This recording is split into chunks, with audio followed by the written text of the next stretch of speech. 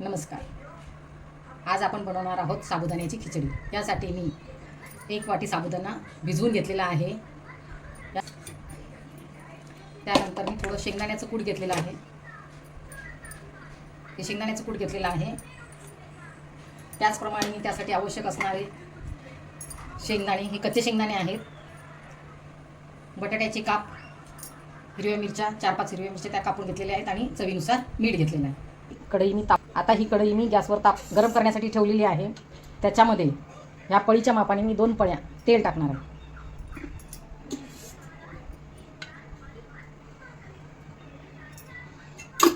हे तेल गरम झालेलं आहे. त्याच्यामध्ये मी हे कच्चे शेंगदाणे आहे ते घालणार, ते भाजून घेणार आहे तेलामध्ये.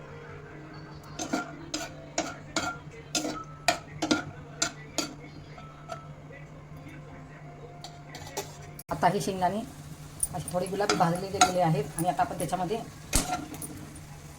हिरवी मिरची टाकणार आहोत. मिरची भाजून झाली.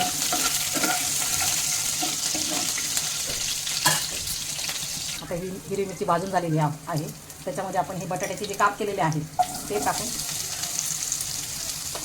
चांगले भाजून घ्यायचे आपल्याला तेलामध्ये. आता 2 मिनटं आपण या बटाट्यांना वाफून घेणार आहोत. तर आपला गॅसची फ्लेमसुद्धा मध्यम करायची आपल्याला थोडी. आता 2 मिनटं झालेले आहेत. आपण बटाटा शिजला का ते पाहू. तर त्याला पाहताना असं पाहायचं त्याला. तर आपला बटाटा थोडा आणखी आहे, त्यामुळे कच्चा आहे, त्यामुळे थोडं त्याला आणखी एक वाफ द्यावी लागेल.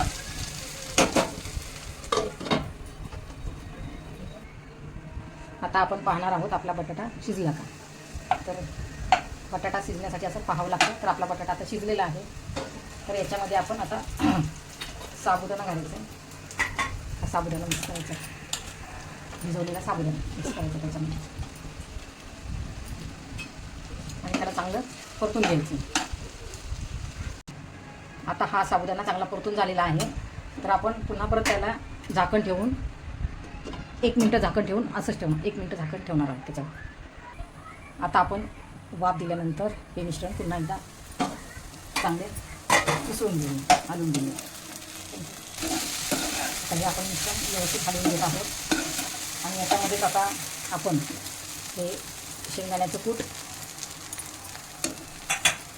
आणि मीठ त्याच्यामध्ये आपण मिसळायचं आहे आणि त्याला व्यवस्थित हलवून घ्यायचं.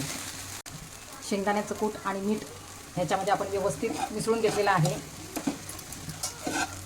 आणि पुन्हा परत आपण 1 मिनिट त्याला वाफ येऊ देणार आहोत. आता 1 मिनिट झालेला आहे. आता आपण आपली खिचडी पाहणार आहोत साबुदाण्याची. आता हिला पुन्हा एकदा हलवायची. मस्त सुटसुटीत लुसलुशीत साबुदाण्याची खिचडी आपल्याला तयार झालेली आहे.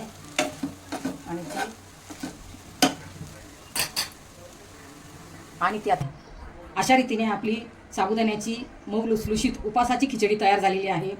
आणि ही खिचडी आपणही बनवून पहा. आणि माझ्या चॅनलवर जर आपण नवीन असाल तर माझ्या चॅनलला लाईक, शेअर आणि सबस्क्राईब करायला विसरू नका. धन्यवाद.